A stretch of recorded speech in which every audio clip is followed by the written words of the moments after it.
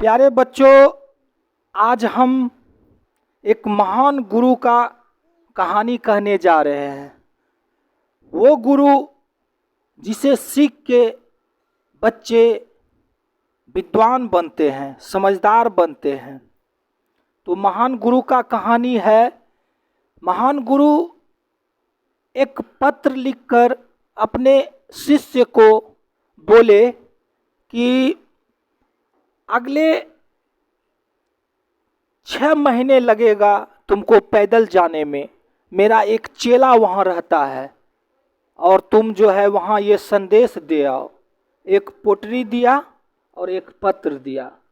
तो उसका शिष्य जो है बोला, गुरुजी कब हमको जाना है? बोला कल सुबह तुम चल जाना। हाँ, लेकिन जाते जाते तुमको एक चीज याद रखना है।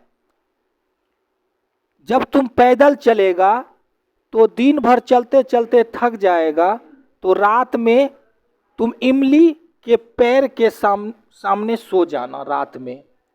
तो वो शिष्य जो है महान गुरु का बात रखकर वो सुबह उठा और चलने लगा। तो सुबह जाते जाते जब दिन में थक जाता था तो वो रात में इमली के पैर के पास सो जाता था। इसी तरह चलते चलते जब 6 महीने तक वो चला और रात में इमली के पैर के पास सोता था, तो वहाँ पहुँचते पहुँचते वो कोढ़ी हो गया। इधर देखो, वो कोढ़ी हो गया। दिन भर पैदल चलता था और रात में इमली के पैर के पास सो जाता था। तो रात में सोने के चलते 6 महीने तक जो सोया ना, वो वहाँ पहुँचते पहुँचते पूरा शरीर कोढ़ी हो गया। वो जाके उसको पत्र दिया और पोटरी दिया। बोला कि महान गुरु जो है ये दिए हैं संदेश। तो वहाँ जिनको दिया वो बोले कि आप यहाँ रात में आराम करिए, भोजन करिए और 1-2 दिन रुक जाइए, फिर आपको हम लेके जाएंगे। तो फिर 2-3 दिन के बाद उन्होंने कहा शिष्य कि सर हमको अब इजाज़त दीजिए, हम जाएंगे वापस। बोला ठीक है। उधर से भी एक पत्र लिख कर दिया और वो पत्र लेकर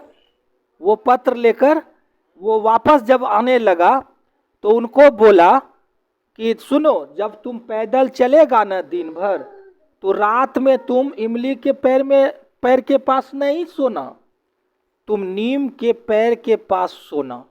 तो चेला बोला कि सर हमारा महान गुरु तो रात में इमली के पैर के पास सोने बोला और आप कह रहे हैं नीम के पैर के पास।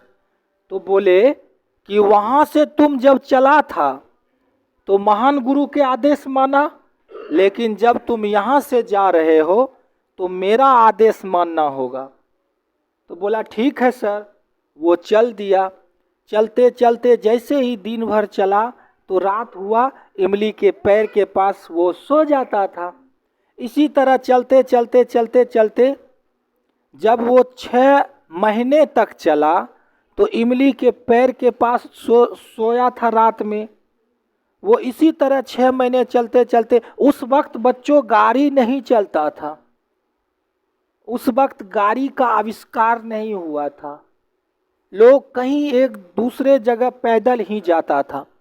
वहाँ जैसे 6 महीने चला और रात में नीम के पैर के पास सोया, वहाँ महान गुरु के पास जाते वो ठीक हो गया।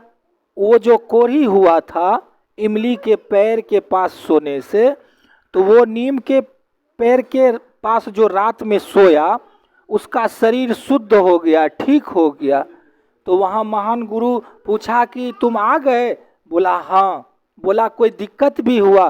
बोला इधर से हम गए ना गुरुजी, तो इमली के पैर के तर में जो सोए तो हमारा पूरा शरीर कोढ़ी हो गया, और हम उधर से आने में जो नीम के पैर के नीचे सोए तो हमारा शरीर एकदम स्वस्थ और कंचन हो गया।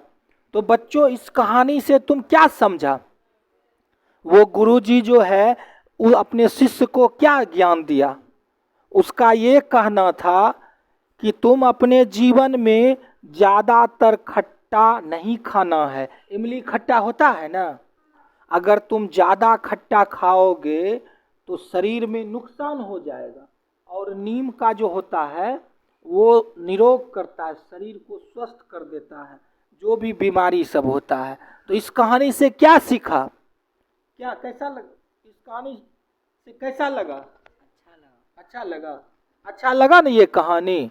चलिए धन्यवाद।